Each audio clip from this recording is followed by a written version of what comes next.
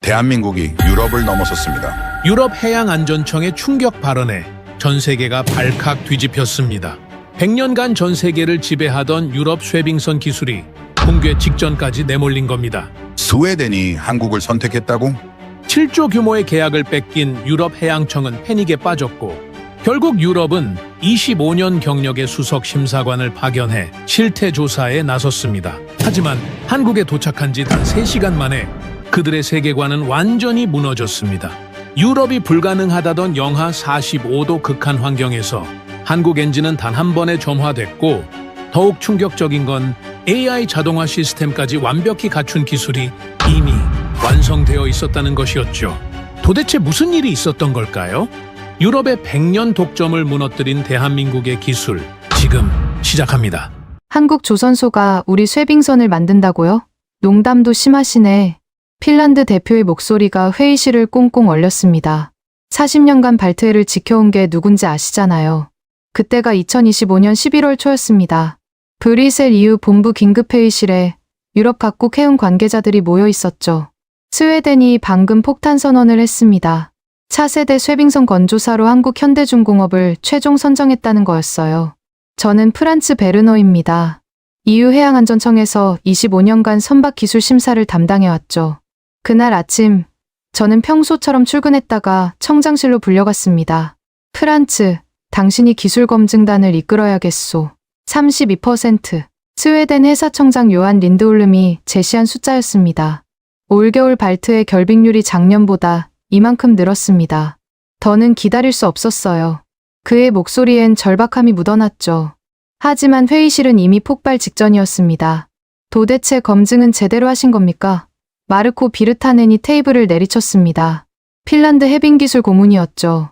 한국이 영하 40도에서 뭘 할 수 있다고 생각하시는 거예요? 저는 그 순간 뭔가 심상치 않음을 느꼈습니다. 스웨덴이 이런 결정을 내린 건 처음이었거든요. 북유럽 쇄빙선 시장은 언제나 핀란드 것이었습니다. 아니, 유럽의 것이었죠. 그런데 갑자기 아시아 국가를 선택했다. 요한이 서류 뭉치를 테이블 위에 올려놨습니다. 기술평가 결과입니다. 직접 보시죠. 순간 회의실이 조용해졌어요. 다들 서류를 뒤적이기 시작했습니다.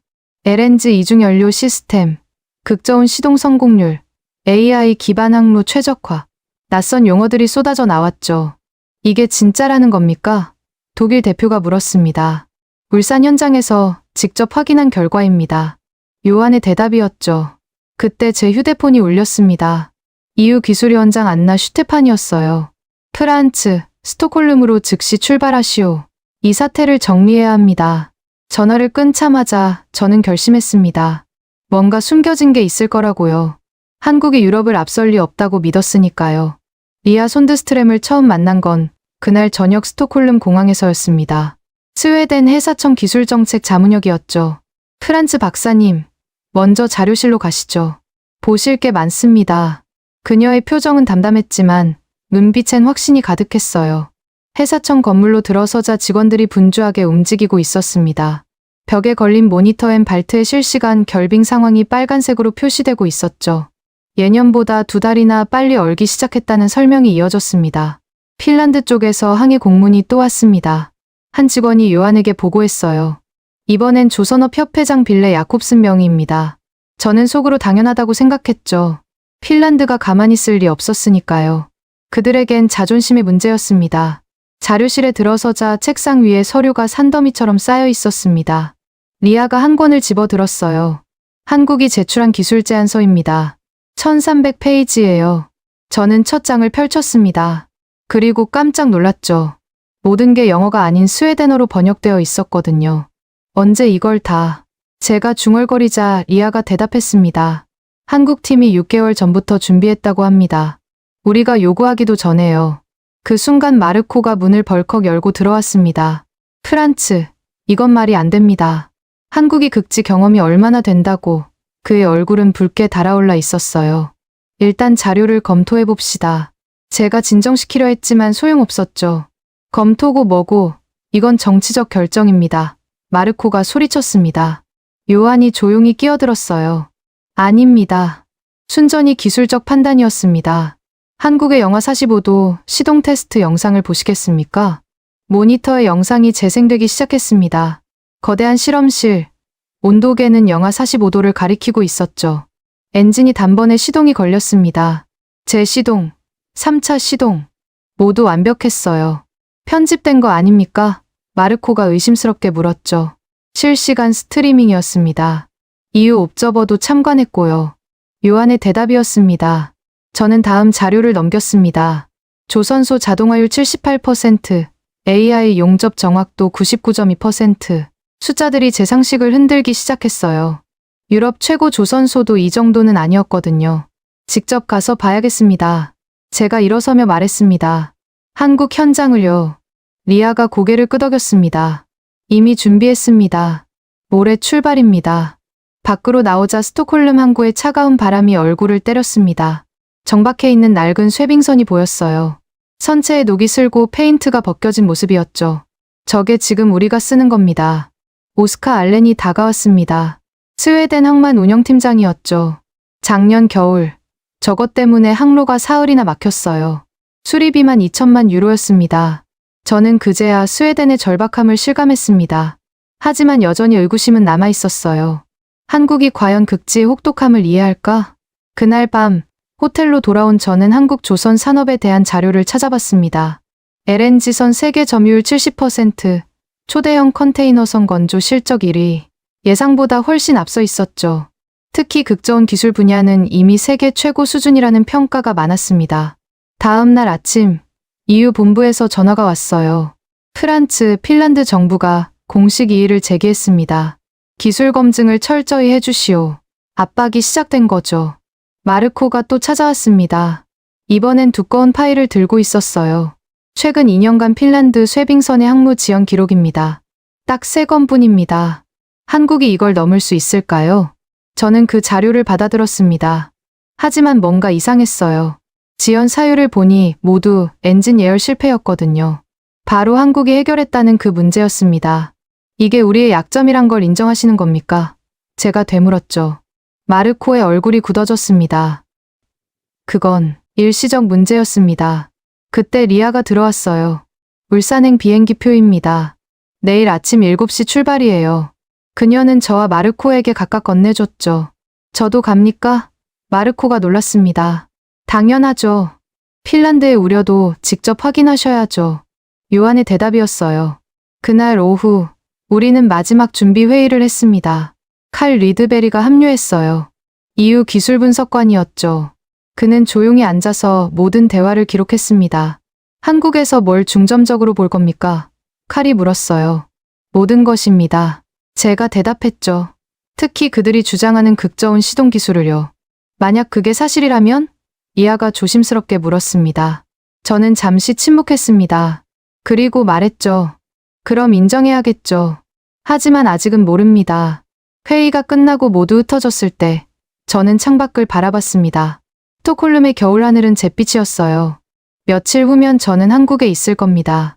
그곳에서 무엇을 보게 될까요? 유럽의 자존심을 지킬 수 있을까요? 아니면 그때까지도 저는 몰랐습니다. 울산에서 제가 목격하게 될 광경이 제 25년 신념을 완전히 뒤집어 놓을 거라는 거요. 한국이 단순히 배를 만드는 나라가 아니라 불가능을 가능으로 바꾸는 곳이라는 걸 말입니다. 한국이 유럽 기술을 넘어선 적이 있습니까? 단 한 번이라도 저는 스톡홀름 회의실에서 단호하게 말했습니다. 울산으로 떠나기 전날 아침이었죠. 우리가 왜 검증단인지 잊지 마십시오. 의심하고 확인하는 게 우리 일입니다. 테이블 주위에 모인 사람들의 얼굴이 긴장되어 있었어요. 리아, 요한, 그리고 스웨덴 회사청 직원들. 모두 제 말에 할 말을 잃은 듯 했죠. 저는 검증 기준표를 꺼내 들었습니다. 빨간 펜으로 빽빽하게 체크한 흔적이 가득했어요. 첫째, 극저온 시동은 실험실이 아닌 실제 환경에서 검증합니다. 제가 첫 항목을 읽었죠. 둘째, 모든 부품의 내구성 테스트 데이터를 요구합니다. 셋째, 10년치 고장 예측 시뮬레이션을 제출받습니다. 그때 문이 벌컥 열렸습니다. 마르코가 헐떡이며 들어왔어요. 프란츠, 방금 헬싱키에서 자료를 보내왔습니다. 이것 좀 보시죠. 그가 내민 서류를 받아들자 제목이 눈에 들어왔습니다. 한국 조선소 극지 경험 부족 사례 분석. 핀란드 조선업 협회가 밤새 만든 보고서였죠. 첫 장부터 충격적인 내용이었습니다. 2020년 한국이 건조한 쇠빙 지원선이 노르웨이에서 고장 났다는 거예요. 엔진 동파였습니다. 마르코가 설명했죠. 영하 30도에서 예열 시스템이 작동하지 않았어요. 구조하는데 일주일이 걸렸습니다. 저는 그 자료를 리아에게 건넸습니다. 그녀의 표정이 묘하게 변했어요. 뭔가 알고 있는 듯했지만 입을 열지 않았죠. 이것만이 아닙니다. 마르코가 계속했습니다. 핀란드는 40년간 결빙 항로에서 단 한 번도 완전 실패한 적이 없습니다. 이건 공식 기록입니다. 그가 또 다른 문서를 펼쳤어요. 핀란드 조선업협회 공식 인증서였죠. 순간 회의실이 술렁거렸습니다. 스웨덴 직원들도 불안한 기색이 역력했어요. 저는 속으로 역시라고 생각했죠. 한국을 선택한 건 성급한 결정이었다고요. 요한이 조용히 일어났습니다. 마르코 씨, 그 40년 동안 기술이 얼마나 발전했는지 아십니까? 과거의 영광만으로는 영광이 아니라 실적입니다. 마르코가 목소리를 높였어요. 검증된 실적이요. 그때 칼 리드베리가 노트북을 열었습니다. 흥미로운 데이터가 있습니다. 그가 화면을 돌렸어요. 최근 2년간 핀란드 쇠빙선 항로 마비 사례가 3건 있네요. 모두 엔진 시동 지연이 원인이었습니다. 마르코의 얼굴이 붉어졌습니다. 그건 일시적 문제였어요. 이미 해결했습니다. 어떻게 해결하셨죠? 칼이 되물었습니다. 그건 마르코가 말을 더듬었어요. 기술적으로 복잡한 문제라. 저는 둘 사이에 끼어들었습니다. 일단 한국 현장을 보고 판단합시다. 선입견 없이요. 하지만 속으로는 이미 결론을 내리고 있었죠. 한국은 검증에서 탈락할 거라고요. 회의가 끝나자 리아가 저를 따라왔습니다. 프란츠 박사님, 잠깐 할 말이 있어요. 복도로 나오자 그녀가 작은 목소리로 말했습니다. 마르코가 언급한 2020년 사고, 그 후일담을 아세요? 무슨 후일담입니까? 한국이 그 실패를 계기로 극저온 연구소를 새로 만들었어요. 5년간 1,000억 원을 투자했죠. 그 결과가 지금 우리가 검토하는 기술입니다. 저는 놀라서 그녀를 쳐다봤습니다. 그래도 실패는 실패죠. 실패에서 배우지 못하는 게 진짜 실패 아닐까요? 리아의 눈빛이 진지했어요. 그날 오후, 저는 호텔 방에서 한국이 제출한 기술 자료를 다시 펼쳤습니다. 뭔가 놓친 게 있을 거라 생각했죠. 그런데 읽으면 읽을수록 이상했습니다. 너무 완벽했거든요. 마치 우리가 물을 모든 질문을 미리 예상하고 답을 준비한 것처럼요. 전화가 울렸습니다. EU 본부였어요. 프란츠, 핀란드 정부가 추가 서한을 보내왔소. 상당히 강경합니다. 안나 슈테판 위원장의 목소리였죠. 어떤 내용입니까? 만약 한국 선정이 확정되면 EU 해운 협력 체계를 재검토하겠다는군요. 정치적 압박이 시작된 겁니다. 저는 한숨을 쉬었어요. 알겠습니다. 더욱 철저히 검증하겠습니다. 전화를 끊고 창밖을 보니 어둠이 내리고 있었습니다. 북유럽의 겨울은 해가 일찍 졌죠. 문득 불안감이 스며들었어요. 만약 한국 기술이 정말 우수하다면 그럼 유럽은 어떻게 되는 거죠? 저녁 식사 자리에서 마르코가 또 찾아왔습니다. 이번엔 빌레 야콥슨과 함께였어요. 핀란드 조선업 협회장이었죠. 프란츠 박사님, 우리가 왜 이렇게 나오는지 아시죠? 빌레가 와인잔을 들며 말했습니다. 이건 단순한 계약건이 아닙니다. 유럽 조선 산업의 미래가 걸린 문제예요. 과장하지 마십시오. 제가 대답했죠. 과장이요. 한국이 쇠빙선까지 만들기 시작하면 다음은 뭘까요? 군함, 해양 플랜트, 우리가 설 자리가 없어집니다. 그의 말에 일리가 있었습니다. 저도 그게 걱정이었으니까요. 유럽의 기술 우위가 무너지면 우리는 뭘 믿고 살아야 할까요? 핀란드 바르질라 엔진을 아시죠? 마르코가 끼어들었어요. 세계 최고의 선박 엔진입니다.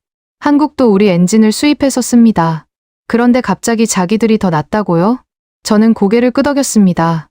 울산에서 확인해보죠. 냉정하게요. 다음 날 새벽, 공항으로 가는 길이었습니다. 리아가 운전하는 차 안에서 오스카 알렌이 태블릿을 보여줬어요. 어젯밤 발트의 상황입니다. 빨간 지역이 다 새로 언 곳이에요. 화면이 온통 빨갛게 물들어 있었습니다. 예상보다 훨씬 심각했죠. 이 속도면 다음 달엔 항로가 완전히 막힙니다. 오스카가 걱정스럽게 말했어요. 새 쇠빙선이 절실해요. 체크인 카운터에서 마르코를 다시 만났습니다. 그는 두꺼운 파일을 또 들고 있었어요. 추가 자료입니다. 한국 조선소 사고 이력이에요. 저는 피곤하게 글을 봤습니다. 마르코 씨, 이미 충분합니다. 충분하지 않아요. 프란츠, 당신은 모르는 게 너무 많아요. 그의 목소리에 절박함이 묻어났죠. 비행기에 오르자 리아가 제 옆자리에 앉았습니다. 솔직히 말씀드려도 될까요? 하세요. 박사님은 이미 결론을 내리신 것 같아요. 한국은 안 된다고요. 저는 잠시 침묵했습니다. 그리고 인정했죠. 네, 맞습니다. 하지만 그게 잘못됐나요? 경험과 전통은 무시할 수 없는 겁니다. 그럼 왜 가시는 거죠? 확인하러요. 제 판단이 옳다는 거요. 리아가 씁쓸하게 웃었습니다. 그것도 일종의 선입견 아닐까요? 비행기가 이륙하자 창밖으로 스칸디나비아 반도가 보였습니다. 하얗게 얼어붙은 땅이 끝없이 펼쳐져 있었죠. 문득 생각했습니다. 저 혹독한 환경을 한국이 정말 이해할 수 있을까? 기내에서 칼이 노트북을 열었어요. 재미있는 걸 발견했습니다. 한국 현대중공업이 최근 5년간 북극 항로용 LNG선을 15척 건조했네요. 모두 무사고 운항 중이고요. LNG선과 쇠빙선은 다릅니다. 마르코가 즉각 반박했죠. 기본 기술은 같지 않나요? 극저온 관리 기술 말입니다. 칼의 지적이었어요. 저는 둘의 논쟁을 들으며 점점 불안해졌습니다. 제가 놓친 게 있는 걸까요? 한국을 과소평가한 건 아닐까요? 이수연이라는 엔지니어를 만날 예정입니다. 리아가 일정표를 보여줬어요. 한국 측 실험 기록 담당자예요. 모든 데이터를 관리한다고 합니다. 김도윤 엔지니어도 만나죠. 제가 물었습니다. 네, 극저온 엔진 실험을 직접 시연할 예정이에요. 순간 난기류를 만났는지 기체가 흔들렸습니다. 마르코가 팔걸이를 꽉 잡았어요. 불길한 징조군요. 미신을 믿으십니까? 리아가 농담했지만 아무도 웃지 않았습니다. 12시간의 비행이 끝나갈 무렵 저는 결심했습니다. 한국 기술의 허점을 찾아내고야 말겠다고. 유럽의 자존심을 지켜야 한다고. 하지만 동시에 또 다른 목소리가 들려왔어요. 만약 그들이 정말 해냈다면? 기장의 안내방송이 나왔습니다. 곧 인천국제공항에 착륙합니다. 창밖을 보니 한국의 해안선이 보였어요. 겨울인데도 바다가 얼지 않았습니다. 당연한 거였죠. 여긴 북극이 아니니까요. 그런데 이런 곳에서 어떻게 극지 기술을 개발했을까요? 착륙하자마자 마르코가 말했습니다. 프란츠, 잊지 마세요. 우리는 유럽을 대표합니다. 저는 고개를 끄덕였습니다. 하지만 왜인지 그 말이 무겁게 느껴졌어요. 곧 울산에 도착할 겁니다. 그곳에서 무엇을 보게 될까요? 제 확신이 맞을까요? 아니면 그때까지만 해도 저는 제가 틀렸다는 걸 인정할 준비가 되어 있지 않았습니다. 하지만 불안감은 점점 커져만 갔죠. 울산 현대중공업 본관 회의실에 들어서자 벽면 가득 차트와 그래프가 펼쳐져 있었습니다. 한국 측이 준비한 기술 자료였죠. 테이블 위엔 두꺼운 바인더가 10권이나 쌓여 있었어요. 빙저항 시뮬레이션 결과입니다. 김도윤 엔지니어가 설명을 시작했어요. 영하 45도, 빔 두께 2m 조건에서 3만 번의 시뮬레이션을 돌렸습니다. 화면에 복잡한 3D 모델이 나타났습니다. 쇠빙선이 얼음을 깨며 전진하는 모습이었죠. 숫자들이 실시간으로 바뀌고 있었어요. 이게 실제와 얼마나 일치합니까? 제가 물었어요. 오차율 12%입니다. 김도윤이 즉답했죠. 순간 마르코가 코웃음을 쳤습니다. 12%요? 그 정도 오차면 실제로는 완전히 다를 수 있습니다. 그런데 리아가 서류를 넘기며 말했어요. 잠깐, 이건 스웨덴 회사청이 자체 검증한 결과네요. 저는 그 페이지를 자세히 들여다봤습니다. 스웨덴 회사청 공식 도장이 찍혀 있었죠. 이상했습니다. 왜 이런 중요한 정보를 이제서야 보여주는 거죠? 요한 린드홀름이 화상으로 연결됐습니다. 프란츠 박사님, 우리도 처음엔 믿지 않았습니다. 그래서 석 달간 자체 검증을 했죠. 결과는 놀라웠어요. 저는 질의서를 꺼내 들었어요. 첫 번째 질문입니다. 항로 유지 데이터는 어떤 근거로 작성됐습니까? 이수연이 노트북을 열었습니다. 러시아 야말 프로젝트 실제 운항 데이터를 기반으로 했습니다. 15척의 한국산 쇠빙 LNG선이 5년간 북극 항로를 오갔죠. 무사고였습니다. 화면에 항적 기록이 떴습니다. 북극해를 가로지르는 수백 개의 선이 그려져 있었어요. 저는 당황스러웠습니다. 이런 실적이 있었다니. 마르코가 벌떡 일어났습니다. LNG선은 쇠빙선이 아닙니다. 기본 원리는 같습니다. 칼이 조용히 말했어요. 극저온 관리, 선체 강도, 추진 시스템. 핵심 기술은 공통이죠. 저는 다음 자료를 펼쳤습니다. 선체 강철 성분 분석표였어요. 이건 핀란드 공식과 비슷하네요. 맞습니다. 기초는 같지만 개선했죠. 박지우 팀장이 대답했습니다. 니켈 함량을 높이고 열 처리 과정을 바꿨어요. 인성이 20% 향상됐습니다. 마르코가 서류를 낚아챘습니다. 도용이군요. 아닙니다. 김도윤이 계약서를 보여줬어요. 공개된 논문을 참고했고 정식 라이선스도 있습니다. 2022년 핀란드 기업과 맺은 기술 제휴 계약서였죠. 마르코의 얼굴이 붉어졌습니다. 저도 당황스러웠어요. 한국이 이렇게 치밀하게 준비했다니. 다음은 엔진입니다. 이수연이 새로운 파일을 열었어요. LNG 이중연료 시스템 설계도예요. 복잡한 도면이 화면에 떴습니다. 여기가 핵심입니다. 김도윤이 가리켰어요. 자체 발열 순환 구조예요. 외부 온도와 무관하게 작동합니다. 이론적으론 그럴싸하네요. 제가 인정했죠. 하지만 실제로는 그때 최민호가 들어왔습니다. 실험실에서 시연할 준비가 됐습니다. 잠깐만요. 제가 손을 들었습니다. 운항 안전성 데이터는요. 이수연이 또 다른 바인더를 가져왔어요. 1000가지 시나리오별 대응 매뉴얼이에요. 저는 믿기지 않아서 목차를 훑어봤 정말이었어요. 엔진 정지부터 화재, 충돌까지 모든 상황이 정리되어 있었죠. 마르코가 한 페이지를 집어들었습니다. 시나리오 327번. 영하 60도 블리자드. 현실적이지 않네요. 작년 시베리아에서 실제로 발생했습니다. 칼이 태블릿으로 뉴스를 보여줬어요. 분위기가 묘해졌습니다. 우리가 뭘 물어도 한국 측은 답을 갖고 있었어요. 저는 처음으로 불안을 넘어 혼란을 느꼈습니다. 프란츠 박사님. 김도윤이 조심스럽게 말했어요. 저희가 5년간 이것만 연구했습니다.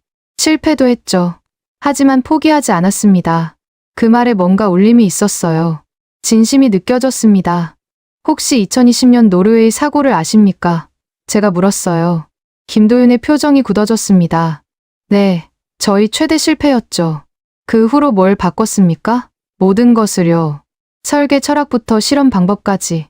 그 실패가 없었다면 지금 이 기술도 없었을 겁니다. 저는 그 대답에 뭔가를 느꼈어요. 실패를 인정하는 용기, 그것을 발판으로 삼는 지혜. 유럽에선 실패를 감추기 바쁜데 이들은 오히려 자산으로 만들었습니다. 마르코가 테이블을 쳤습니다.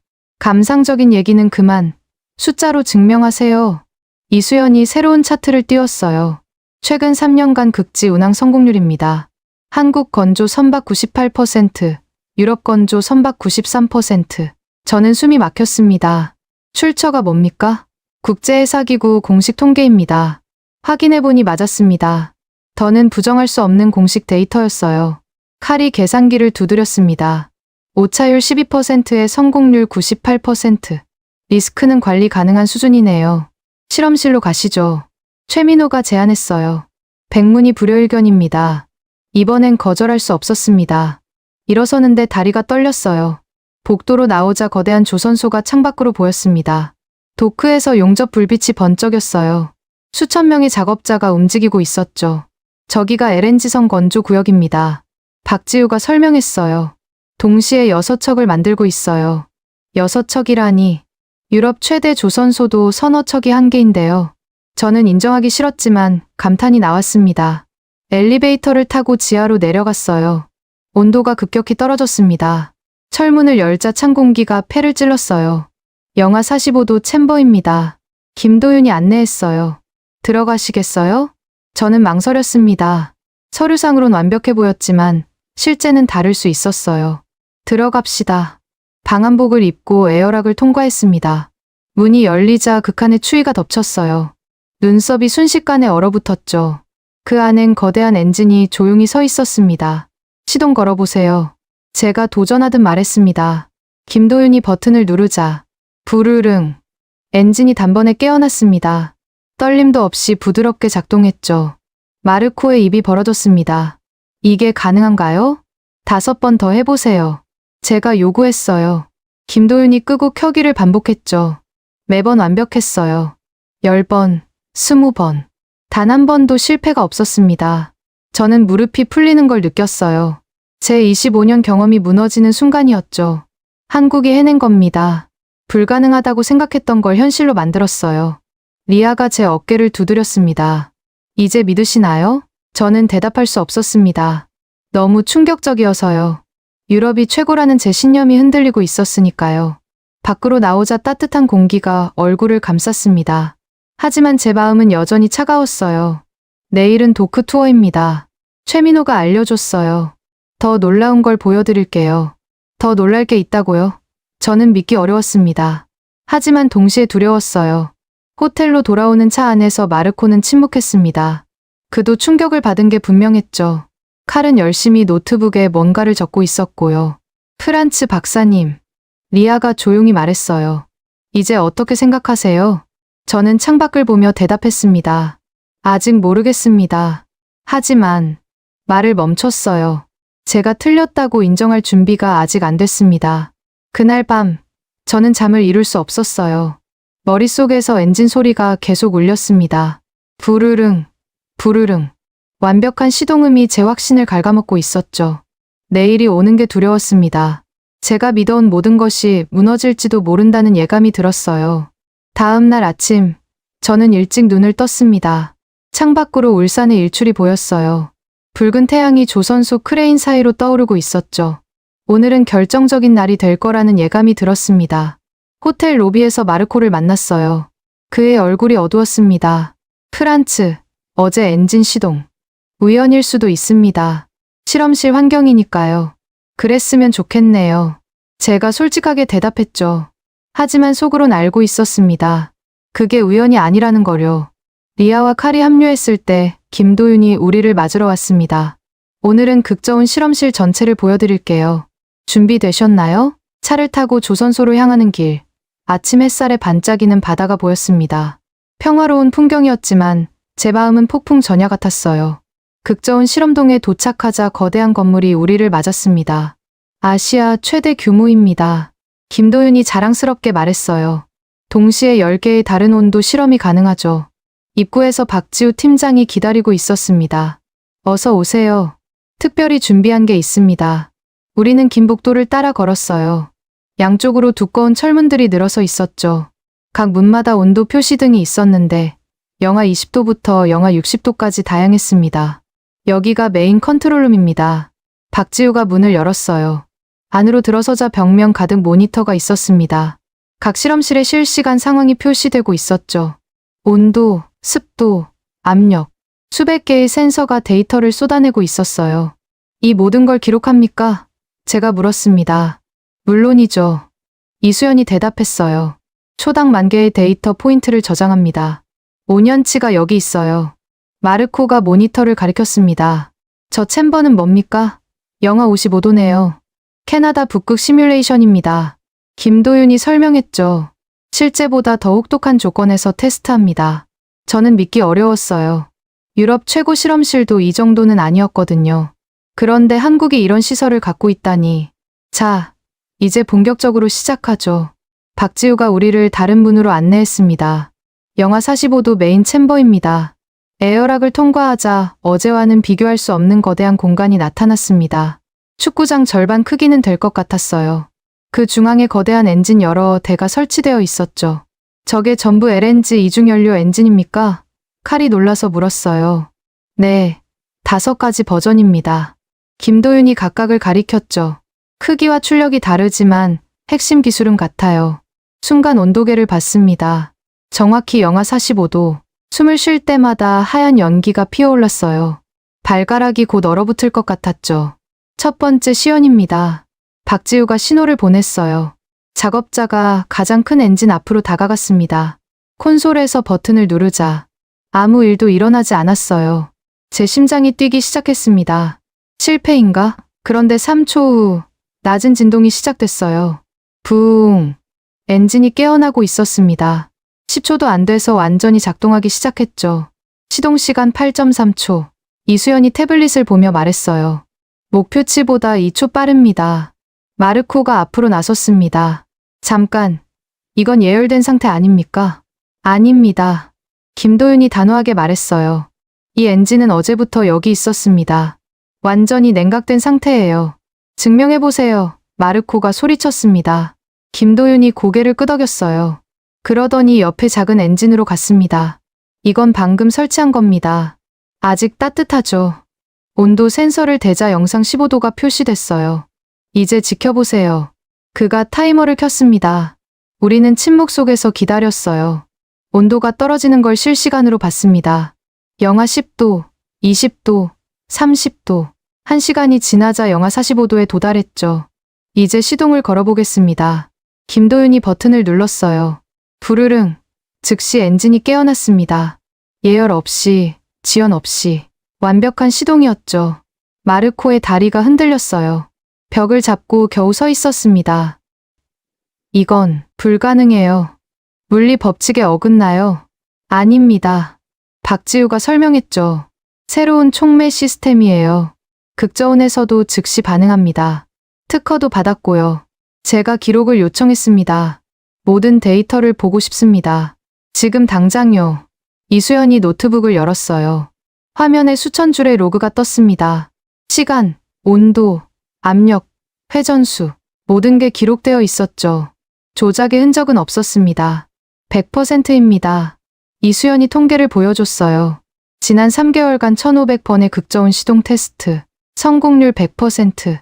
저는 숨이 막혔어요. 100%라니. 그런 게 가능할까요? 하지만 숫자는 거짓말을 하지 않았습니다. 다른 조건도 테스트했습니까? 칼이 물었어요. 바람이나 진동 같은. 김도윤이 웃었습니다. 물론이죠. 시연해드릴게요. 그가 콘솔을 조작하자 거대한 팬이 돌기 시작했어요. 순식간에 강풍이 불었습니다. 눈보라처럼 하얀 입자들이 날렸죠. 풍속 30m입니다. 박지우가 소리쳤어요. 북극 블리자드 수준이에요. 그 와중에 다른 엔진에 시동을 걸었습니다. 여전히 완벽했어요. 바람도, 추위도 엔진을 막을 수 없었죠. 마르코가 무릎을 꿇었습니다. 말 그대로요. 충격이 너무 커서 서 있을 수가 없었던 겁니다. 어떻게 이게 가능하죠? 실패해서 배웠습니다. 김도윤이 조용히 말했어요. 1000번 실패하고 1000번 개선했죠. 그 결과가 이겁니다. 저는 그 순간 깨달았어요. 이건 단순한 기술이 아니었습니다. 집념이었죠. 불가능을 가능으로 만드는 의지였어요. 한 가지 더 보여드릴까요? 박지우가 제안했습니다. 우리는 다른 챔버로 이동했어요. 더 작은 공간이었지만 뭔가 특별해 보였습니다. 급속 온도 변화 테스트입니다. 그가 설명했죠. 영하 40도에서 영상 40도로. 왕복 반복이요. 화면에 그래프가 나타났어요. 온도가 롤러코스터처럼 오르락내리락 했죠. 그 속에서 엔진은 계속 작동하고 있었습니다. 금속 피로도는? 제가 물었어요. 3년 연속 운전 기준으로 2% 미만입니다. 이수연이 데이터를 보여줬죠. 리아가 감탄했습니다. 이 정도면 북극뿐 아니라 어디서든 쓸 수 있겠네요. 그게 목표였습니다. 김도윤이 자부심 있게 말했어요. 세계 최고의 엔진을 만드는 거요. 저는 더 이상 부정할 수 없었어요. 한국이 해낸 겁니다. 유럽을 넘어선 거예요. 제 손이 떨리기 시작했습니다. 분노인지 경외인지 분간이 안 됐어요. 프란츠 박사님. 박지우가 다가왔습니다. 이제 믿으시나요? 저는 대답 대신 고개를 끄덕였어요. 말이 나오지 않았습니다. 25년간 쌓아온 확신이 무너지는 순간이었으니까요. 마르코는 여전히 바닥에 앉아 있었어요. 넋이 나간 표정이었죠. 핀란드가, 우리가 졌어요. 그가 중얼거렸습니다. 진 게 아닙니다. 김도윤이 그를 일으켜 세웠어요. 함께 발전하는 겁니다. 경쟁이 아니라 협력이에요. 그 말이 제게도 와 닿았어요. 맞아요. 이건 승부가 아니었습니다. 더 나은 기술, 더 안전한 항해를 위한 진보였죠. 실험실을 나오면서 칼이 계산을 하고 있었어요. 이 성능이면 북극 항로 운항 일수가 30%는 줄어들겠네요. 연료비도 20% 절감됩니다. 이수연이 덧붙였죠. 숫자들이 머릿속에서 맴돌았어요. 이건 단순한 기술 우위가 아니었습니다. 게임 체인저였죠. 북극 항해의 판도를 완전히 바꿀 혁신이었어요. 밖으로 나오자 따뜻한 햇살이 얼굴을 감쌌습니다. 하지만 제 마음은 여전히 얼어 있었어요. 인정하기 싫은 현실 앞에서요. 내일은 조선소 투어입니다. 최민호가 나타나 말했어요. 도크와 자동화 시스템을 보여드릴게요. 또 뭘 보게 될까요? 저는 두려웠습니다. 하지만 동시에 궁금했어요. 한국이 또 어떤 놀라움을 준비했을지. 차에 오르면서 이하가 물었습니다. 이제 스웨덴의 선택이 이해되시나요? 저는 잠시 침묵했다가 대답했어요. 이해됩니다. 하지만 받아들이기엔 시간이 필요해요. 마르코는 계속 침묵했습니다. 충격에서 벗어나지 못한 것 같았어요. 평생 믿어온 것이 하루아침에 무너진 기분이 어떤지 저도 알 것 같았으니까요. 호텔로 돌아가는 길, 울산 시내가 차창 밖으로 스쳐 지나갔어요. 평범한 도시 풍경이었지만 이제는 다르게 보였습니다. 여기서 세계 최고의 기술이 탄생하고 있었던 거예요. 그날 저녁, 저는 이후 본부의 첫 번째 보고서를 작성했습니다. 펜을 들었다 놨다를 반복했어요. 뭐라고 써야 할까요? 한국 기술이 우수하다. 유럽을 능가한다. 결국 저는 사실 그대로 썼습니다. 영하 45도, 시동 성공률 100%, 추가 검증 필요. 하지만 속으론 알고 있었어요. 추가 검증은 형식일 뿐이라는 걸. 한국은 이미 증명했으니까요. 조선소 정문에서 보안 검색대를 통과하는 데만 30분이 걸렸습니다. 그만큼 철저했어요. 신분증 확인, 금속 탐지, 심지어 카메라까지 맡겨야 했죠. 마르코가 투덜거렸지만 저는 오히려 감탄했습니다. 이 정도 보안이면 기술 유출 걱정은 없겠다 싶었거든요. 특별 출입증입니다. 최민호가 목걸이형 카드를 나눠줬어요. 이게 없으면 한 발짝도 못 움직입니다. 드디어 안으로 들어서자 숨이 멎을 것 같았습니다. 상상을 초월하는 규모였어요. 지평선까지 크레인과 철골 구조물이 늘어서 있었죠. 거대한 선체들이 마치 빌딩처럼 솟아 있었습니다. 저게 전부 건조 중인 선박입니까? 이하가 놀라서 물었어요. 네, 현재 23척이 동시 건조 중입니다. 최민호가 자랑스럽게 말했죠. LNG선이 12척, 컨테이너선이 8척, 그리고 그가 멀리 있는 특별한 도크를 가리켰어요. 저기가 쇠빙선 전용 도크입니다. 3개가 나란히 있죠. 저는 눈을 비볐습니다. 도크 3개가 정말 나란히 있었어요. 각각 다른 단계의 쇠빙선이 건조되고 있었죠. 첫 번째는 선체 조립, 두 번째는 의장 작업, 세 번째는 마무리 단계처럼 보였습니다. 동시에 3척을 제가 믿기 어려워하자 최민호가 고개를 끄덕였어요. 효율을 극대화한 겁니다. 한 팀이 끝나면 다음 도크로 이동해요. 컨베이어 벨트처럼요. 우리는 전동차를 타고 이동했습니다. 조선소가 너무 커서 걷기엔 무리였죠. 첫 번째 도크에 도착하자 귀가 먹먹해질 정도의 소음이 들렸어요. 수백 개의 용접 불꽃이 동시에 번쩍이고 있었습니다. 저기 보세요. 최민호가 용접 현장을 가리켰어요. 그런데 이상했습니다. 용접 불꽃은 많은데 사람이 거의 안 보였어요. 자세히 보니 로봇 팔들이 춤추듯 움직이고 있었죠. 정확하고 일정한 속도로 용접선을 그어나갔습니다. 자동화율이 어떻게 됩니까? 칼이 물었어요. 78%입니다. 최민호가 즉답했죠. 마르코가 코웃음 쳤습니다. 그런 품질은 로봇이 사람만큼 정교할 순 없죠. 최민호가 미소 지었어요. 직접 보시죠. 우리는 품질 검사 구역으로 이동했습니다. 거대한 스캐너가 방금 용접한 부분을 훑고 있었어요. 화면에 3D 이미지가 실시간으로 나타났죠. AI가 실시간으로 결함을 검사합니다. 그가 설명했어요. 오차율 0.8%예요. 화면에 빨간 점이 하나 나타났습니다. 순간 경보가 울렸어요. 즉시 작업자가 달려와 그 부분을 확인했죠. 육안으론 보이지 않는 미세한 균열이었습니다. 이렇게 즉시 발견하고 수정합니다. 최민호가 말했어요. 사람이 검사하면 며칠 후에나 발견할 결함이죠. 저는 할 말을 잃었습니다. 스웨덴 기술평가단 보고서에서 봤던 그 수치가 사실이었어요. 한국 조선소 자동화율 78%. 믿기 어려웠지만 눈앞에서 펼쳐지고 있었죠. 두 번째 도크로 이동했을 때 더 놀라운 광경을 봤습니다. 거대한 블록들이 공중에 떠서 이동하고 있었어요. 크레인들이 일사불란하게 움직이며 퍼즐 조각처럼 선체를 맞춰가고 있었죠. 저 블록 하나가 얼마나 무겁습니까? 이하가 물었어요. 300톤에서 500톤입니다. 어떻게 그렇게 정확하게? 여기 보세요. 최민호가 컨트롤 타워를 가리켰어요. 중앙 관제실에서 모든 걸 통제합니다. 우리는 엘리베이터를 타고 관제실로 올라갔습니다. 들어서자마자 숨이 막혔어요. 벽면 전체가 모니터였습니다. 조선소 전체가 한눈에 보였죠. 크레인 위치, 작업 진행률, 심지어 작업자들의 움직임까지. 실시간입니까? 제가 물었어요. 네, 오차 0.1초입니다. 관제실 직원이 대답했죠. 여기서 보이는 게 지금 이 순간의 조선소예요. 화면 한쪽의 숫자들이 계속 바뀌고 있었습니다. 생산성, 효율성, 안전도, 모든 게 실시간으로 계산되고 있었어요. 사고율은? 마르코가 물었습니다. 뭔가 문제를 찾고 싶어 했죠. 작년 기준 100만 시간당 0.3건입니다. 직원이 자부심 있게 말했어요.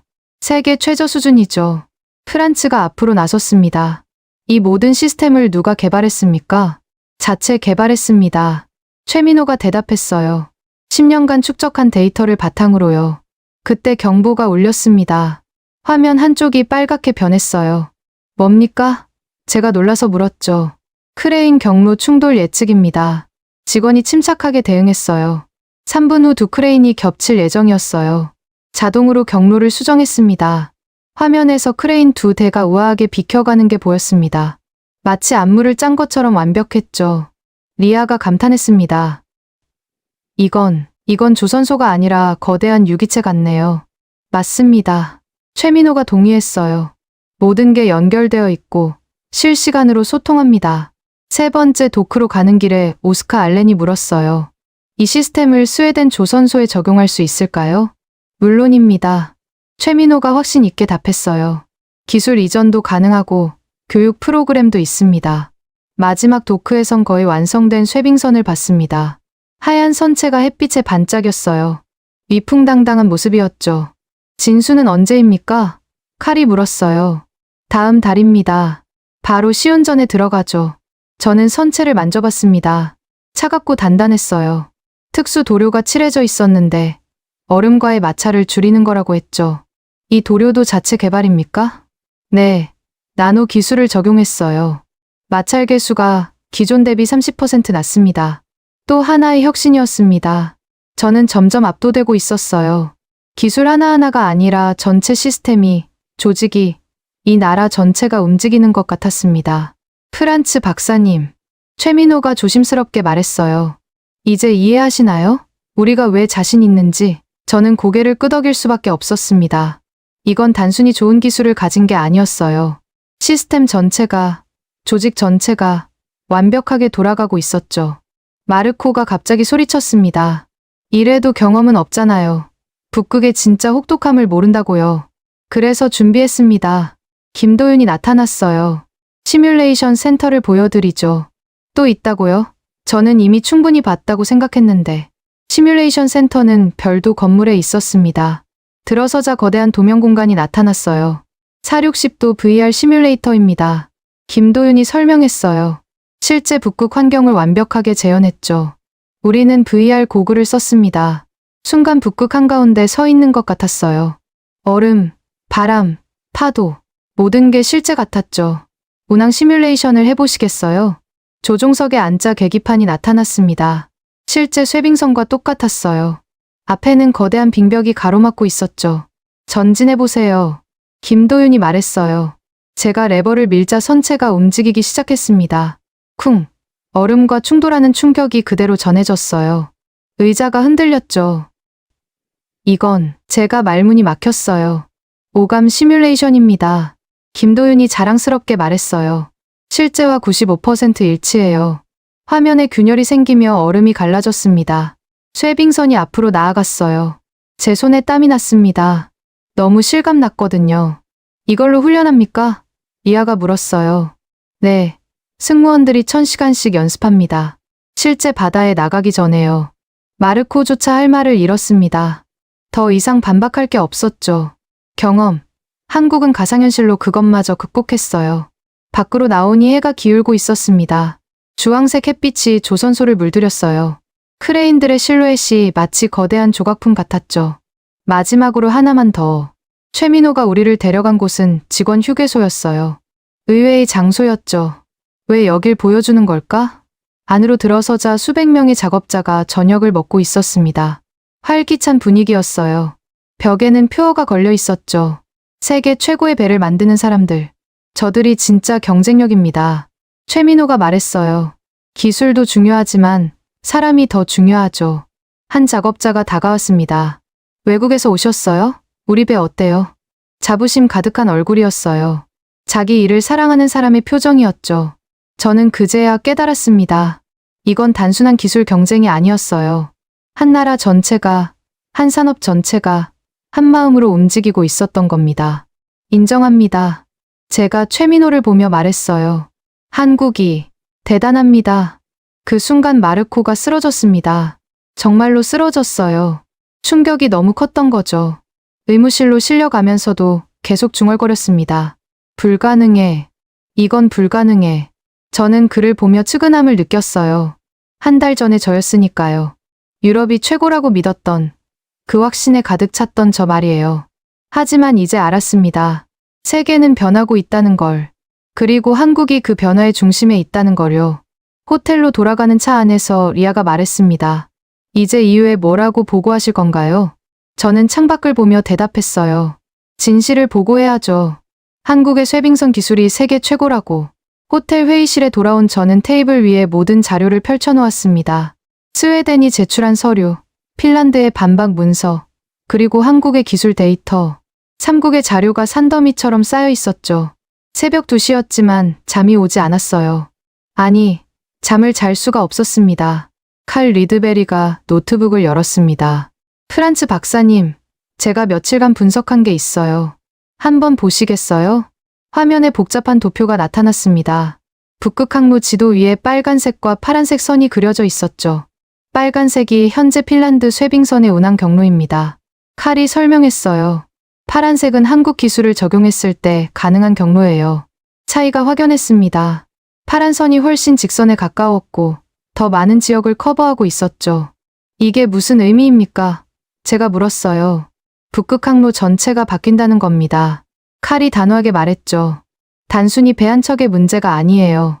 리아가 스웨덴 해사청 보고서를 꺼냈습니다. 여기 계산이 있어요. 현재 발트의 겨울 항로 유지율이 68%입니다. 날씨가 나쁘면 항로가 막히죠. 그녀가 다음 장을 넘겼어요. 한국 기술을 적용하면 91%로 올라갑니다. 91%. 저는 그 숫자를 다시 봤어요. 이건 단순한 개선이 아니었습니다. 완전히 다른 차원이었죠. 잠깐만요. 제가 계산기를 두드렸습니다.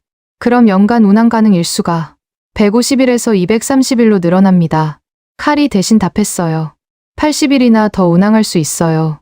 저는 의자에 기댔습니다. 머릿속이 복잡해졌어요.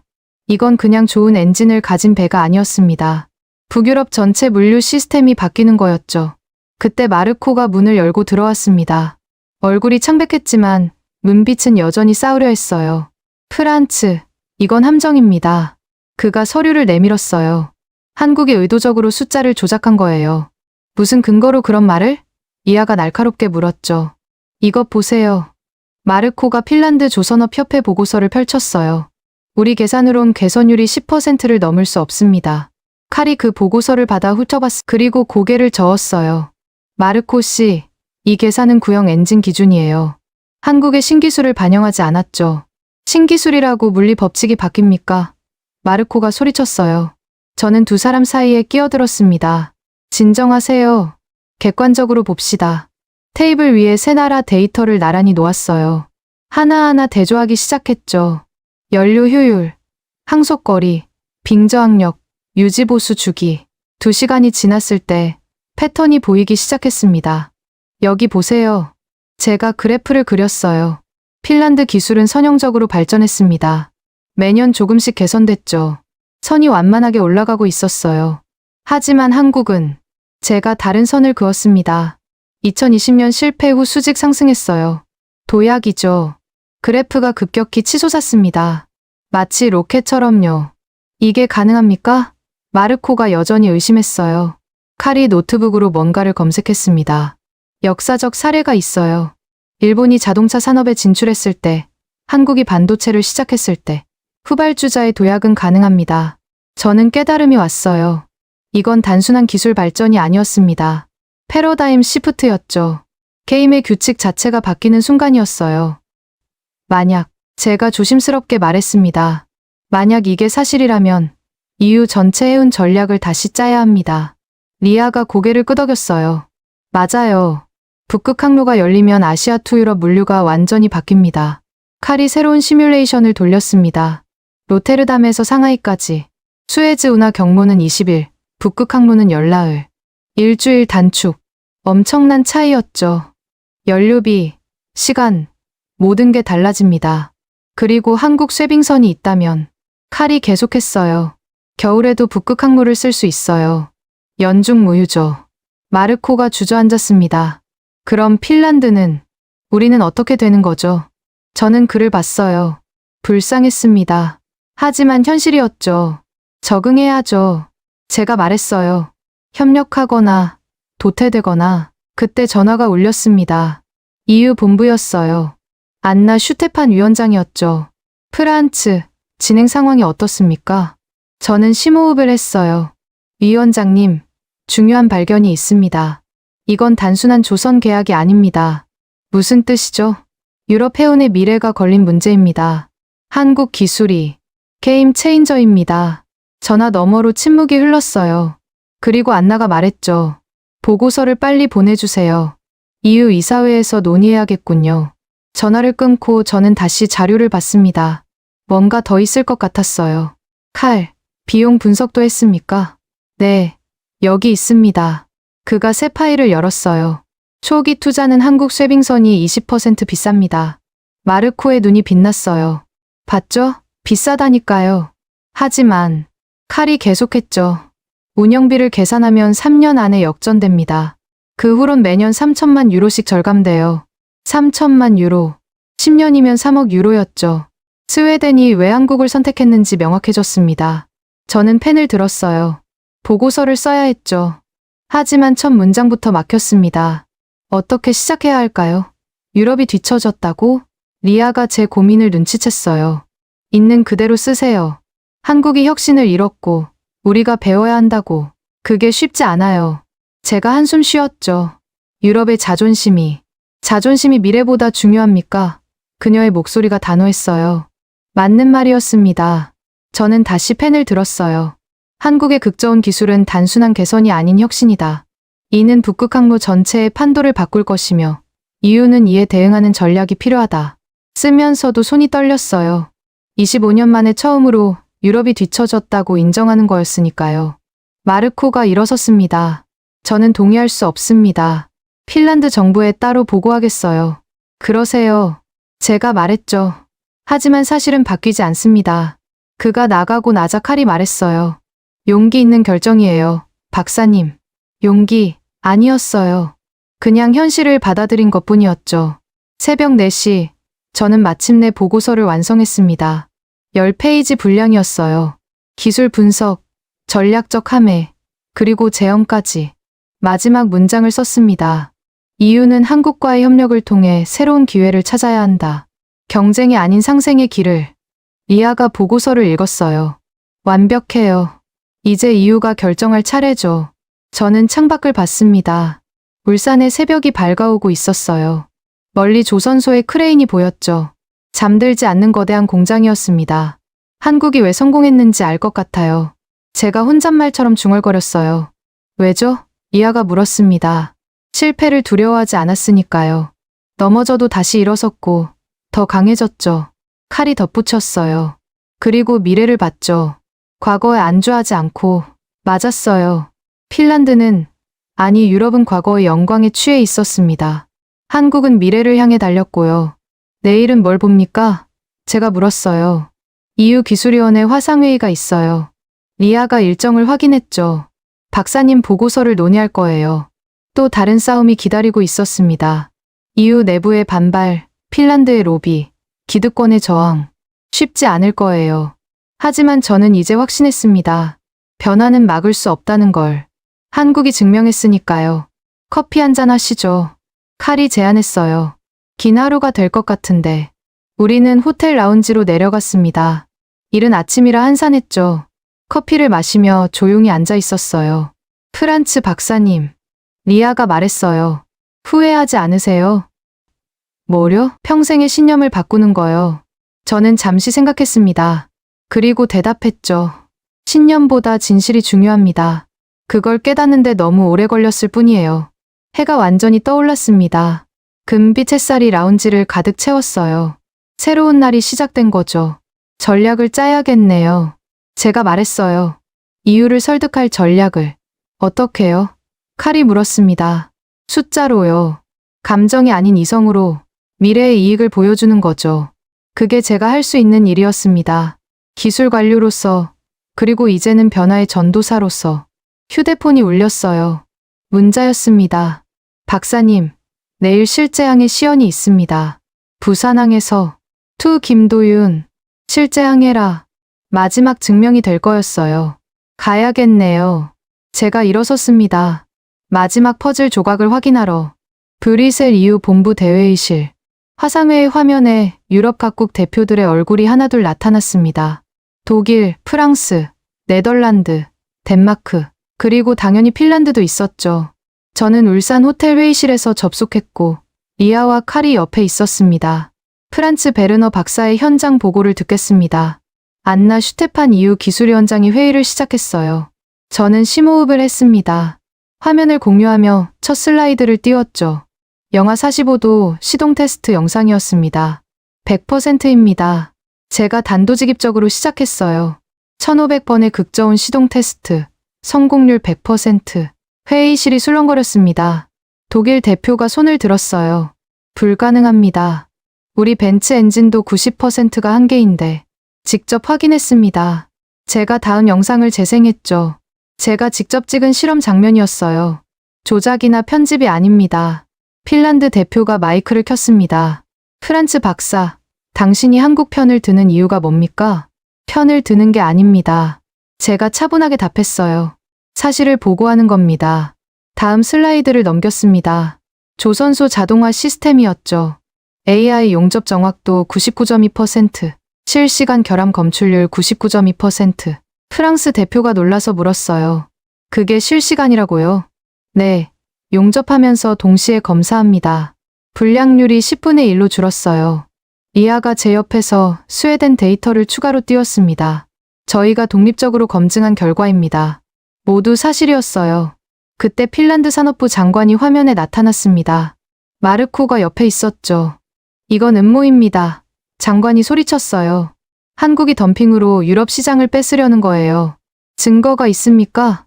안나 위원장이 냉정하게 물었습니다. 가격을 보세요. 말도 안 되게 싸요. 제가 개입했습니다. 초기 비용은 한국이 20% 비쌉니다. 하지만 운영비를 계산하면 칼이 준비한 그래프를 띄웠어요. 3년 후부터 역전됩니다. 10년이면 3억 유로를 절감해요. 네덜란드 대표가 계산기를 두드렸습니다. 정말이네요. 연료 효율만으로도 25% 절감입니다. 제가 확인해줬죠. 독일 대표가 질문했어요. 북극 항로 적용 가능성은? 저는 마지막 슬라이드를 준비했습니다. 북극 지도에 새로운 항로가 그려져 있었죠. 현재 항로 유지율 68%, 한국 기술 적용 시 91%. 순간 정적이 흘렀습니다. 모두가 그 의미를 계산하고 있었어요. 덴마크 대표가 먼저 말했습니다. 그럼 그린란드 항로도, 네, 연중 운항이 가능해집니다. 제가 답했어요. 화면 속 표정들이 변하기 시작했습니다. 의심에서 놀라움으로, 그리고 이해로. 그때 마르코가 벌떡 일어났어요. 이래도 믿습니까? 한국은 경험이 없어요. 북극을 모른다고요. 안나 위원장이 손을 들어 제지했습니다. 마르코 씨, 감정적 대응은 도움이 안 됩니다. 감정적이라고요? 마르코가 붉은 얼굴로 소리쳤어요. 40년간 쌓은 핀란드 기술을 무시하는데 무시가 아닙니다. 제가 차분히 말했어요. 시대가 변한 겁니다. 프랑스 대표가 끼어들었습니다. 실제 운항 데이터는 있습니까? 리아가 준비한 자료를 띄웠어요. 야말 프로젝트, 한국 건조 LNG선 15척, 5년간 무사고. LNG선은 쇄빙선이 아니잖아요. 마르코가 마지막 저항을 했습니다. 핵심 기술은 같습니다. 독일 대표가 의외로 제 편을 들었어요. 극저온 관리 기술 말입니다. 투표할 시간이 다가왔습니다. 안나 위원장이 정리를 시작했어요. 들으신 대로입니다. 한국의 기술은 검증됐고 경제성도 확인됐습니다. 이제 EU의 입장을 정해야 합니다. 핀란드 장관이 다시 일어섰어요. 기다리세요. 우리가 EU에 기여한 걸 생각하면 과거는 과거입니다. 안나가 단호하게 잘랐어요. 미래를 봐야죠. 그녀가 화면을 보며 말했습니다. 저는 기술위원장으로서 공식 입장을 밝힙니다. 모두가 숨을 죽였어요. 저도 긴장했습니다. 한국의 쇠빙선 기술은 현존 최고입니다. 기술적으로 완전히 타당하며 이유는 이를 인정해야 합니다. 폭탄 선언이었어요. 화면 속 얼굴들이 동시에 반응했습니다. 놀라움, 안도, 분노, 다양한 감정이 교차했죠. 독일 대표가 먼저 박수를 쳤습니다. 동의합니다. 미래를 위한 선택이죠. 프랑스가 따랐어요. 우리도 찬성입니다. 네덜란드, 덴마크, 벨기에, 하나둘 찬성 의사를 밝혔습니다. 핀란드 장관은 얼굴이 새파랗게 질렸어요. 이건 배신입니다. EU의 연대는 어디 갔습니까? 연대와 현실은 다릅니다. 안나가 차갑게 말했어요. 핀란드도 변해야 합니다. 마르코가 카메라를 향해 소리쳤어요. 프란츠, 당신이 유럽을 팔아넘긴 거예요. 저는 그를 똑바로 봤습니다. 아닙니다. 유럽의 미래를 선택한 겁니다. 투표가 시작됐습니다. 27개국 중 23개국이 찬성했어요. 반대는 4뿐이었죠. 핀란드와 그 우방국들이었습니다. 가결됐습니다. 안나 위원장이 선언했어요. 이유는 한국의 쇠빙선 기술을 공식 인정합니다. 순간 울산 호텔 회의실에서 박수가 터졌습니다. 리아와 칼이 일어나 박수를 쳤어요. 저는 앉아 있었지만 안도의 한숨이 나왔죠. 화면에서 독일 대표가 말했습니다. 프란츠 박사, 용기 있는 보고였습니다. 감사합니다. 프랑스 대표도 덧붙였어요. 덕분에 눈을 뜨게 됐어요. 세계가 얼마나 빨리 변하는지. 그때 놀라운 일이 일어났습니다. 핀란드 화면에서 누군가 일어섰어요. 젊은 엔지니어처럼 보였죠. 저는 핀란드 바르질라 엔진의 김파보입니다. 그가 말했어요. 한국계 핀란드인이죠. 모두가 놀라서 그를 봤습니다. 저도 울산을 다녀왔습니다. 프란츠 박사 말이 모두 사실입니다. 우리가 배워야 해요. 핀란드 장관이 그를 말리려 했지만 그는 계속했어요. 자존심 때문에 미래를 놓치면 안 됩니다. 한국과 협력해야 해요. 그게 핀란드가 살 길입니다. 마르코가 충격받은 표정으로 주저앉았어요. 내부에서도 반란이 일어난 거죠. 안나 위원장이 마무리했습니다. 이제 행동할 때입니다. 각국은 한국과 협력 방안을 모색하세요. 회의가 끝나고 화면이 꺼졌을 때 저는 의자에 기대 앉았습니다. 끝났어요. 정말로 끝난 거였죠. 리아가 와인을 따랐습니다. 축하해요, 박사님. 역사를 바꾸셨어요. 저 혼자 한 게 아니에요. 제가 잔을 들었죠. 한국이 증명했고 우리는 인정했을 뿐입니다. 칼이 웃으며 말했어요. 그래도 쉽지 않은 선택이었죠. 평생의 신념을 바꾸는 건 맞았어요. 쉽지 않았습니다. 하지만 필요한 일이었죠. 저녁이 되자 김도윤에게서 전화가 왔어요. 축하드립니다. 박사님. 소식 들었어요. 고맙습니다. 당신들이 해낸 거예요. 아닙니다. 진실을 받아들일 용기가 있었기에 가능했죠. 그의 말이 마음에 와 닿았어요. 맞아요. 용기였습니다. 틀렸다고 인정하는 용기, 변화를 받아들이는 용기. 내일 부산항 시연은 예정대로 하나요? 제가 물었어요. 네. 하지만 이제 증명이 아니라 축하 행사가 되겠네요. 그날 밤, 저는 일기를 썼습니다. 오늘 유럽이 변했다. 아니, 내가 먼저 변했고, 유럽이 따라온 것이다. 한국이 가르쳐준 건 기술이 아니었다. 겸손과 개방, 그리고 미래를 보는 눈이었다. 창밖으로 울산의 야경이 보였습니다. 조선소의 불빛이 여전히 반짝이고 있었어요. 잠들지 않는 도시, 미래를 만드는 곳이었죠. 리아가 노크했습니다. 박사님, 방금 스웨덴 총리가 전화했어요. 감사하다고요. 덕분에 스웨덴의 선택이 옳았다는 게 증명됐으니까요. 저는 미소 지었습니다. 맞아요. 스웨덴이 먼저 알아본 거였어요. 저는 뒤늦게 따라간 거고요. 마르코는 어떻게 됐나요? 제가 물었어요. 핀란드로 돌아갔대요. 하지만 리아가 태블릿을 보여줬어요. 핀란드 언론이 정부를 비판하기 시작했어요. 왜 한국을 인정하지 않느냐고. 변화의 바람이 불기 시작한 거였습니다. 핀란드도 결국 받아들일 거예요. 시간이 좀 걸리겠지만요. 칼이 들어왔습니다. 박사님, EU 본부에서 또 연락 왔어요. 한국과의 기술 협력 TF팀을 만든대요. 팀장을 맡아달라고. 저요? 저는 놀라서 그를 봤어요. 당연하죠. 리아가 웃었어요. 박사님만큼 한국을 아는 사람이 있나요? 그렇게 제 인생의 새로운 장이 시작됐습니다. 유럽과 아시아를 잇는 다리 역할.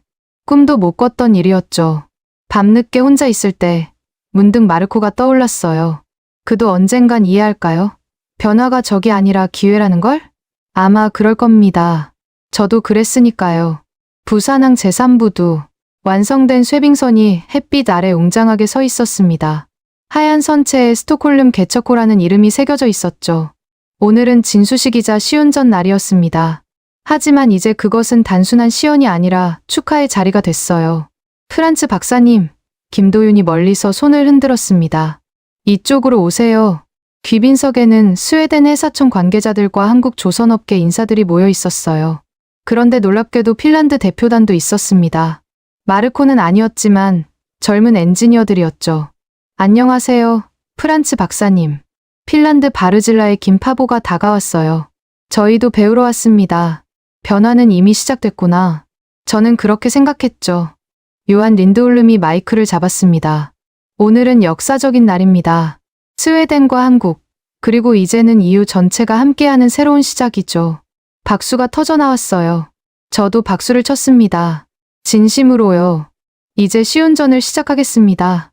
거대한 엔진이 깨어났습니다. 부르릉. 그 익숙한 소리. 영하 45도가 아닌 온화한 부산 바다였지만 엔진 소리는 똑같이 완벽했어요. 배가 서서히 움직이기 시작했습니다. 부두를 떠나 바다로 향했죠.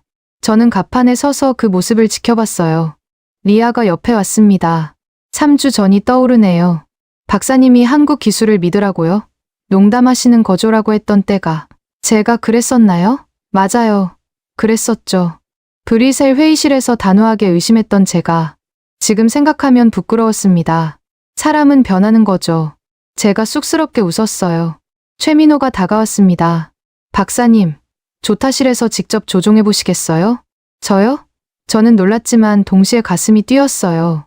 조타실에 올라가니 최첨단 장비들이 가득했습니다. GPS, 레이더, 자동항 법장치. 모든 게 한글과 영어로 병기되어 있었죠.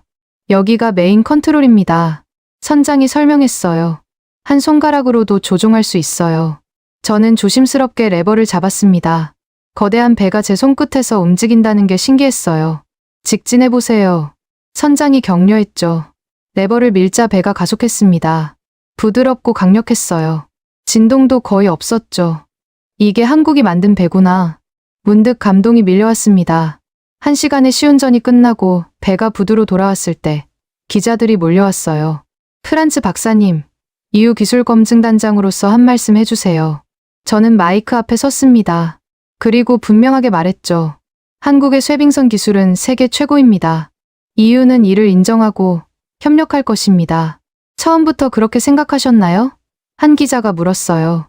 저는 잠시 망설였다가 솔직하게 답했습니다. 아니요, 저도 의심했습니다.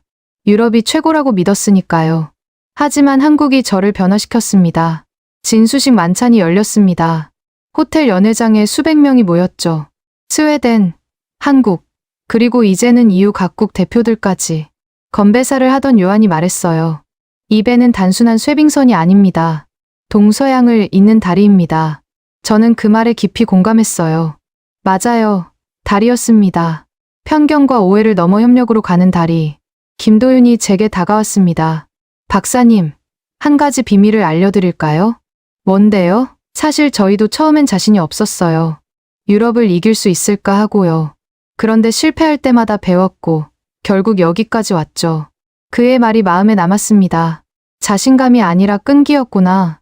포기하지 않는 마음이 기적을 만든 거였어요. 만찬이 끝날 무렵 놀라운 소식이 전해졌습니다. 핀란드 정부가 입장을 바꿨대요. 리아가 휴대폰을 보여줬어요. 한국과 기술 협력을 추진한답니다.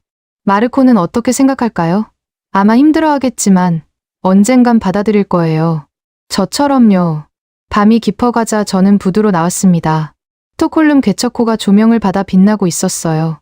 그때 누군가 다가왔습니다. 이수연이었어요. 실험 기록 담당자였죠. 박사님, 이거 드리려고요. 그녀가 작은 노트를 건넸어요. 뭔가요? 저희 연구원들이 5년간 쓴 일기예요. 실패하고 좌절했던 날들, 그리고 다시 일어섰던 순간들이 담겨 있죠. 유럽 연구원들에게 용기를 줄 거예요. 실패의 기록이 아니라 도전의 기록이었습니다. 그것이야말로 진짜 보물이었죠. 고맙습니다. 제가 진심으로 말했어요. 꼭 전하겠습니다. 다음 날 아침, 저는 유럽으로 돌아갈 준비를 했습니다. 공항으로 가는 차 안에서 울산을 마지막으로 둘러봤어요. 이제는 낯설지 않은 풍경이었죠. 다시 오실 거죠? 김도윤이 물었어요. 물론이죠. 이제 시작이니까요. 비행기에 오르면서 저는 지난 3주를 되돌아봤습니다. 의심으로 시작해 인정으로 끝난 여정. 아니, 끝이 아니라 새로운 시작이었죠. 기내에서 보고서를 다시 읽었습니다. 마지막 문장이 눈에 들어왔어요. 기술의 본질은 하드웨어가 아니라 마인드다. 실패를 두려워하지 않고 끊임없이 도전하는 정신. 한국이 증명한 것은 바로 그것이다. 창밖으로 구름 위에 태양이 보였습니다. 밝고 희망적이었어요. 유럽도 변할 수 있을 거예요. 한국이 그랬듯이. 일주일 후 브뤼셀 EU 본부. 저는 새로운 사무실에 앉아 있었습니다. 문패에는 한투이우 기술협력 TF 팀장이라고 적혀 있었죠. 첫 회의에서 저는 말했습니다. 우리의 목표는 단순한 기술 도입이 아닙니다. 마인드의 변화입니다. 젊은 엔지니어들이 고개를 끄덕였어요. 그들의 눈에서 열정을 봤습니다. 유럽의 미래였죠. 그때 비서가 들어왔어요. 팀장님, 한국에서 영상통화 요청이 왔습니다. 화면에 김도윤과 울산팀이 나타났어요. 프란츠 박사님, 첫 항해 소식 전해드리려고요. 스톡홀름 개척호가 발트에 도착했습니다. 완벽하게 작동하고 있어요. 화면 속 그들이 박수를 쳤고 저도 박수를 쳤습니다. 이제 두 번째 쇠빙선 건조를 시작합니다. 김도윤이 웃으며 말했어요. 이번엔 EU 엔지니어들도 참여하시죠? 물론입니다. 제가 답했어요. 함께 만들어 갑시다. 전화가 끝나고 저는 창밖을 봤습니다. 브뤼셀의 하늘은 여전히 잿빛이었지만 이제는 다르게 보였어요. 가능성의 색깔로요.